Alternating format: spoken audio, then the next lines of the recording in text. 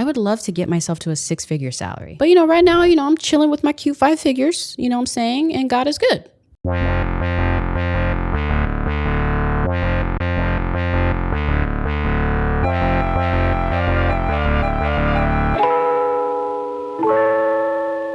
All right, it's that time of year again where you reflect on everything you've done for the year, the year of our Lord 2024, the highs, the lows, the ups and downs. I usually like to review my finances for the whole year at this time. Maybe it's because my formative years were during the 2008-2009 downturn. When that happened, I was 18 and 19 years old, and seeing people in my neighborhood, get evicted from their homes, like all of their belongings outside of their house, and they're locked out of their house, sitting on a curb. It just really was a very formative time in my life that really cemented in me that these hoes ain't loyal, 1. And 2, your money can't be funny and your change can't be strange. So this is something I push really hard for creatives who are wanting to do their own thing.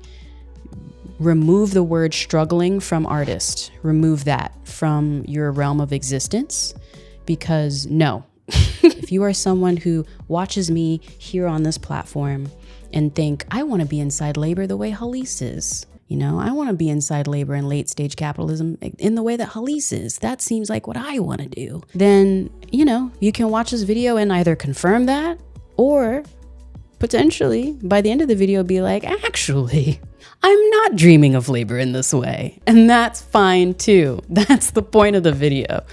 That's the point of the video. By the way, I'm Hallease, a filmmaker, storyteller, content creator, internetter here on this platform. And on this channel, I document my chaotic good life. Subscribe, follow, social media, all the things. Let's get into this. Let's review.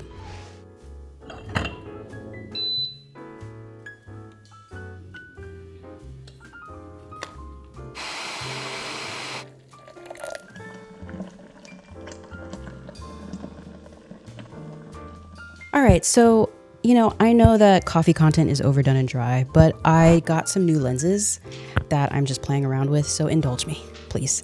Okay, briefly though, I want to give context of how I came to be here on the internet, because it'll give context to the numbers that you see, and I think it matters. No 2 content creators got here the same way. So I've been a registered user of YouTube, aka having this channel, since 2009. My first video that's still live on the channel is from 2011. Cut to 20-year-old me.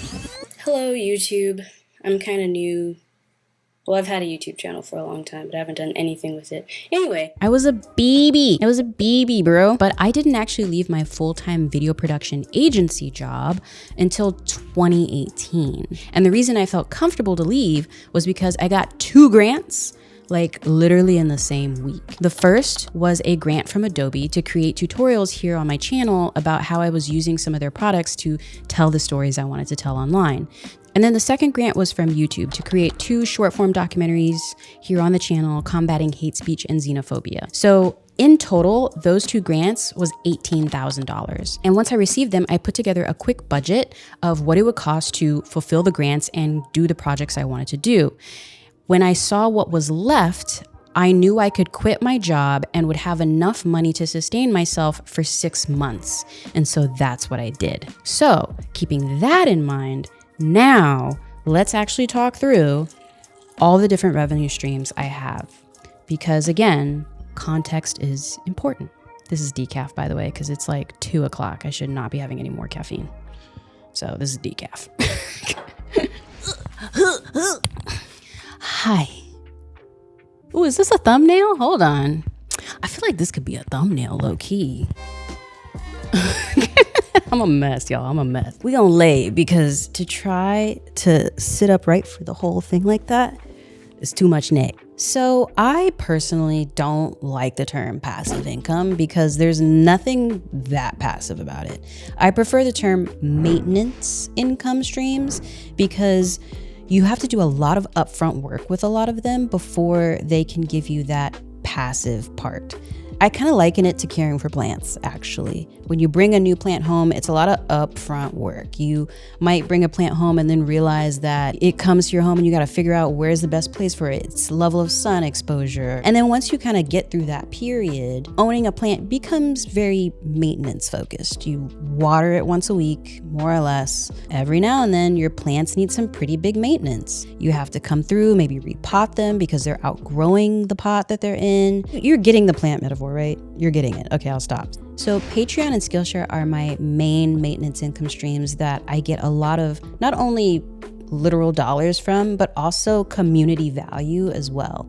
I also consider my patrons like my backers who are really interested in helping me to continue to cultivate my creative career through independent projects that wouldn't necessarily do well on a platform. So patreon.com/Hallease if you're interested. Thank you so much to my patrons. And then Skillshare. So again, one of my mantras for being on the internet is teaching. And so I've been teaching storytelling, filmmaking, and editing on the internet in some form or fashion since 2020. And a lot of my courses live on the Skillshare platform. That being said, I haven't put out a new class on the platform in over a year, but I'm working on it. All right. So if you aren't already subscribed to my newsletter, consider subscribing to it so that way you can stay up to date on the different things I'm doing. Now, my Google AdSense, as you can see, it's nothing crazy big, especially when I guess you think about my size here. But it's enough to pay my cell phone bill. I also felt the need to include Google AdSense, TikTok, and Instagram creator blah, blah, blah AdSense, which those are like pennies. But I felt the need to include those here because whether they paid me or not, I would still be here making the video. And so that's why I consider these to be maintenance streams. They're more of a oh, cool, I was finna do this anyway, but dope. Affiliate links, I feel like at this point we all kind of know what those are. And then also I've included HalleaseCloset.com income there as well. For those of y'all who don't know, I actually work with a clothing as a service company. HalleaseCloset.com is clothes from major brand labels that you can then rent and return. Every person who rents from the site, I get a commission every month from that person. And that's how Hallease Closet works. It's pretty neat. And it's pretty passive. Every now and then you'll see me wear something here and I'll mention, this is rented from my Hallease Closet site. Check it out. And then finally, merch. I'm terrible about merch, but I do technically have merch. I'm not good at having physical goods and promoting physical goods. I'm way better, it seems, naturally, organically at promoting my skill set and my teaching, so digital products, if you will, than physical products. All right, so next we're gonna do effortful streams, but we gotta move because that's what you're supposed to do on the internet. You gotta change locations just cause.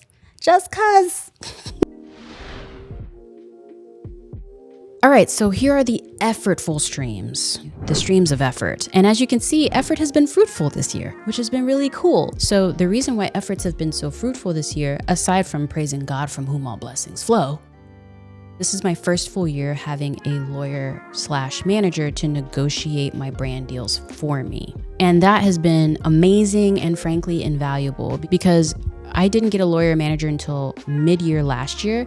And up until then, I was doing all of it myself. So I would negotiate my pay. I would look through contracts, redline contracts, get back to them, be like, nah, they'd be like, yes. But now the lawyer/manager does that. And it's so great because I truly understand and realize the value of that person. I pay my lawyer on a percentage. We'll get into expenses for my creative business later on in the video, but just know that I pay my lawyer a percentage. And so because of that, that incentivizes them to get me more money so they can then make more money. So yeah. So you'll notice that I've lumped brand deals, sponsorships, partnerships, group trip all together. And part of that is so that you can't quite figure out how much any one brand has paid me, because again, that's usually in a creative's contract that you can't explicitly say how much a brand has paid you to do one specific thing. Another reason why they're all lumped together is because usually when creatives are talking about this stuff, they usually mean this video was sponsored by, which here on this platform, I didn't really do a lot of that this year.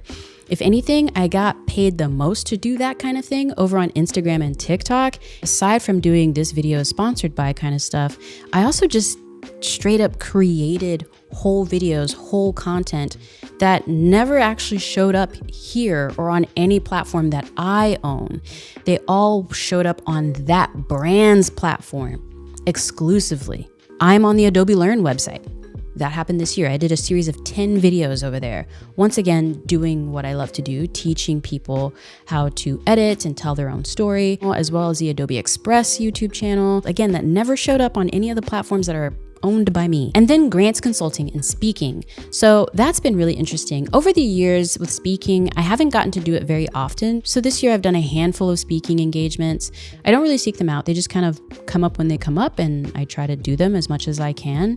But what's been interesting is the grants and consulting. So consulting is definitely something I'm interested in growing next year. I got to do a little bit of it this year, consulting with brands on their storytelling, consulting with brands on research, but you can be compensated, as you can see, quite well from it. So I would love to do more consulting opportunities next year. So I've talked about this before on the channel, but this channel is partially funded by a grant. I've worked with them on and off since 2020. And essentially what the grant does is it allows me to create the kind of content that I would want to create and the type of topics I want to talk about on this channel anyway, but that frankly don't perform well for reasons that are outside of my control, because they aren't sexy topics or fun topics, but they're topics that I feel are important and help the collective good.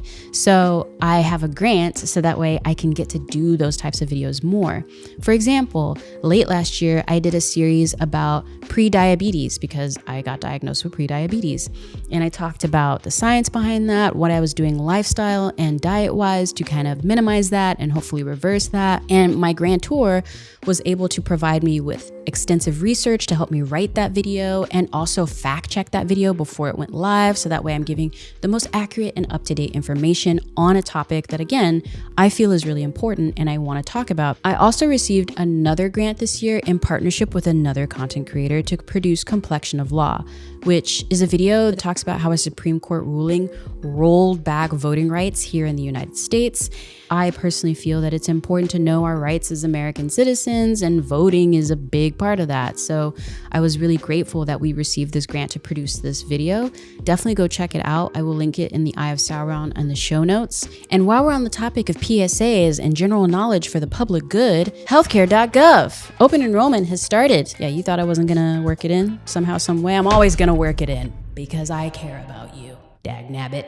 Open enrollment has begun here in the United States at healthcare.gov. Here are a few dates to just keep in mind. First, if you want your coverage to kick in by January 1st of 2025, you need to make sure that you have picked your premium and paid your first payment on it by December 15th. That date coming up real quick. That being said though, open enrollment happens all the way until January 15th. So if you enroll after December 15th, but before January 15th, your enrollment will then kick in on February 1st. Again, provided that you enroll and make your first payment. So if you haven't already, head over to healthcare.gov, peruse those different premiums and plans, and figure out what works for you. You know, Mr. Hallease and I have talked about different aspects of healthcare here on this channel time and time again. Part of that is because my husband's a nurse. And then also part of that is because I just think it's really important, you know, especially right now. I tore my ACL, my LCL, so I'm about to get surgery. I'm glad I have insurance. When I saw that bill, wow, Jesus wept. Okay. It gets dark so early now. It's only 3:45 and the sun is going down.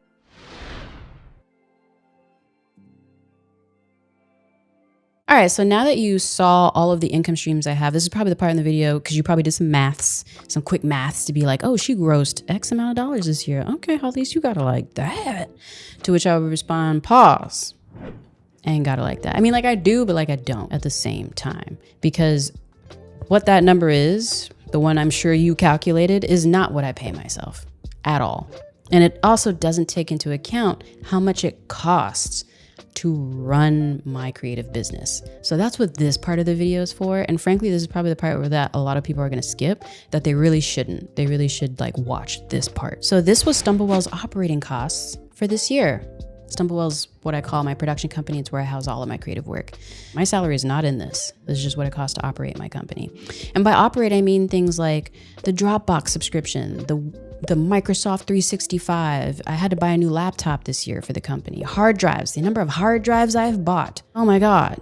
Frame.io, Squarespace, my business mailbox, QuickBooks. All of that stuff counts as Stumblewell's operating expenses. So if you divide that number by 12, this is how much it costs a month to more or less keep the lights on figuratively. And again, that doesn't include paying me. And what's also in here are expenses that you would count as individual expenses for you, but because I need them to run my company, they also fall into this bucket. Things like my cell phone bill, things like the Wi-Fi, all of those things also fall into this number. And then there's also the sort of random things that people don't think about if they're going to be a business entity rather than an individual person. So things like business insurance. I have business insurance. I have insurance on my gear that costs money. I have to pay a fee to the state of Georgia for being a foreign business because my business was created in the state of Texas where I lived before. And so now Stumblewell acts as a foreign business here in the state of Georgia. And I have to pay money to the state of Georgia to do that. And this number also doesn't include something else that's a big chunk of the business, which is paying contractors. So I work with contractors pretty regularly. If I'm not editing the video, then it's probably Leslie that's editing it. Or Steve, you know him as Baby Blow. He edits for me sometimes as well. I pay them. I also have paid different DPs to work with me. For example, I'm working on a comic book right now with an illustrator. He's a contractor. I'm paying him. I'm working with an editor for said comic book as well. They're a contractor. I'm paying them. Again, my lawyer who negotiates my brand deals for me. They're a contractor. They're in this number as well. Keeping all of that in mind, here is what I pay myself to exist and work, doing what I love. Living the dream. So I would venture to guess it's probably not as much as you think. I would love to eventually grow my business enough to feel comfortable to raise this and give myself a raise. But for now, this is what I pay myself that I feel comfortable paying myself. So that way all of my other expenses are handled and I can also just feel creatively and financially secure. Now, something I want to talk about, which is a little different from last year or years prior where I've done this video, I put the asterisk by my salary because I have news. I am slowly transitioning Stumblewell to become an S-Corp, essentially turning myself into a W-2 employee of my own company. In the past, how I've paid myself my salary is by just taking owner withdrawals from my company's bank account. Now I'm getting to a point where I feel more financially secure and confident to start to actually do the W-2, my company pays the taxes for me as an employee of the company kind of thing. I do that for half of my salary right now. And there is a reason why. Right now, I pay myself $2,500 a month through payroll, where I'm a W-2 employee of my own company. But what actually ends up in my personal bank account is a little less than $2,000. Why? Because the company's now withholding the taxes for me and sending them to the federal government and the state. So half of my pay comes from being a W-2 employee and the other half I just withdraw as an owner. So I pay myself $5,000 a month, but in reality, what ends up in my bank account is closer to, what's math? $4,500 a month. But it cost my company to pay me closer to $6,000 a month. My goal for 2025 is to eventually get comfortable and confident enough in my company's financial income streams to have my whole salary come from W-2 employee stuff. And then the other thing that's worth noting too is by setting this up and running payroll in my company for myself, I've able to open up a business IRA for myself where my company matches me in that business IRA now. And I've also had past Roth IRAs and SEP IRAs when I was officially freelance and was just doing owner withdrawals as well. I'm really grateful that I have parents who have always taught me the value of saving because I'm really immediate with putting money in a savings account when I pay myself. So my husband and I share a high yield savings account, and a high yield savings account is what it sounds like. A savings account that you can put money in that has a high yield, more so than a traditional savings account. That's the first thing I do at the end of each month when I get paid, and as my husband's getting paid too. Over the years, we have built up our nest egg to be 3 months of our living expenses. At the highest, I think it was 6 months of our living expenses. But having a place that has the money there so that way if shit hits the fan, you can continue to live and eat indoors, but maybe you got to cut back a bit for at least 3 to 6 months. That has always been our goal. So I'm not going to give you any recommendations on what kind of high yield savings account to have. Shop around and look. I think the message is, if you don't have one, learn about them and get one. I would love to get myself to a 6-figure salary. But right now, I'm chilling with my cute 5 figures, you know what I'm saying? And God is good. So every year or two, I'll just kind of revamp my finance knowledge by listening to an audiobook or something, just to remind myself, just have it in my wheelhouse of existence of right, these are the things you do. These are the things you do. This is a budget. This is how that works. And right now, the thing I'm listening to revamp and remind myself of that is I'm listening to Rich AF, Vivian, Your Rich BFF. She's a content creator I follow for a long time now. She put out a book and it has an audiobook. So I've been listening to that on Spotify just to revamp my knowledge. And I also appreciate her approach. It's the, hey, here are the systems that are set up against you probably as a Black, brown, queer person, but here's how you can still take charge and start to move in the right direction. And I'll end it with having a strong understanding of your finances and how to manage your finances is freedom. And it gives you the power of choice, which for women, especially Black women, is invaluable. Sorry, I got serious at the end here. I'm very passionate about it, which is again why I made this whole video. But you gotta see where the money's coming in and you gotta see where the money's going out. Amen? Because that's the only way you get to the next phase. All right, y'all. I'm Hallease, endeavoring to persevere as always. Watch another video I've done somewhere in the atmosphere over here. And if you have any questions, let me know down below. You know what I'm saying? I'll try to be, again, as candid as I legally can in the comments. But toodles. Oh, subscribe, follow social media, Patreon. Thanks, y'all.